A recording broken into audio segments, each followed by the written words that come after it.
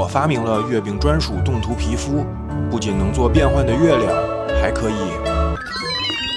事情是这样的，在等电梯的时候，我意识到中秋节要到了，那我也不能输，是时候进入新的赛道了。和往常一样，一下子就学会了。在我的观察与理性分析下，送礼最关键的是心意，而月饼最重要的就是味道了。美味的巅峰一定是冻土月饼了，为什么没有人做过冻土月饼呢？看过我之前光山卡教程的粉丝肯定都会做光山卡了。能吃的光山卡是做冻土月饼的关键。可食用光山卡也分下面的图案和上面的透镜两个部分。制作可食用光山片一定要用到透明的食材，我想到的就是果冻和糖了。在这之前，我先用硅胶对塑料光山卡进行了翻模。尝试果冻光山并不成功，因为太软，保留不下光山的纹理。经过了好多次尝试，还是失败了。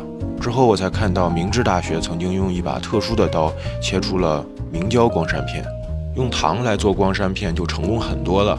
糖在加热的过程中会经历不同的阶段，每个阶段都有独特的特性和用途。我们追求的是一敲即碎的感觉，所以要控制在149到154度范围的硬裂阶段。在糖中加入一些柠檬汁，可以防止糖的结晶在熬制过程中变得不透明。将熬好的糖浆倒入光山模具，冷却就得到了光山糖片。东芝黑钻石冰箱的制冰功能非常方便。刚才的柠檬不要浪费，做一杯柠檬水。接下来就是在食物表面留下精准的光山合成图案了。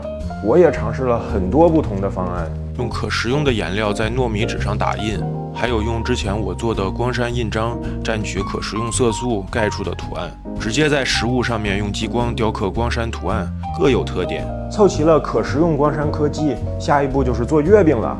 先将奥利奥进行解构，炼制奥利奥丸，用奥利奥丸包裹准备好的月饼馅儿，使用 3D 打印的极简月饼模具将月饼压制出来，对月饼表面进行炙烤，仔细地在表面贴附金箔，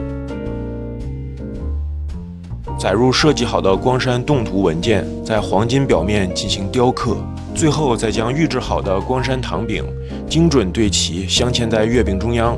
鸭子下蛋月饼做好了，再也不会被月饼表面模糊的文字困扰，一眼就知道是蛋黄馅的。刚刚产下的鸭蛋看着就鲜美。更加擅长锁入鲜美的就是东芝黑钻石冰箱的低温冰鲜功能了，不仅可以极致保鲜，更重要的是可以使肉类蛋白质分泌更多的谷氨酸，使肉吃起来更加好吃。最后我还做了大家最爱的图案，求个赞！点完赞的朋友现在可以闭眼了。冻土月饼的制作你们学会了吗？味道平平无奇，但外表无限华丽的月饼，你会做给谁吃呢？祝大家中秋快乐！这么神奇的可食用光山，还适合做什么料理呢？评论区告诉我，记得关注大嘎子哦。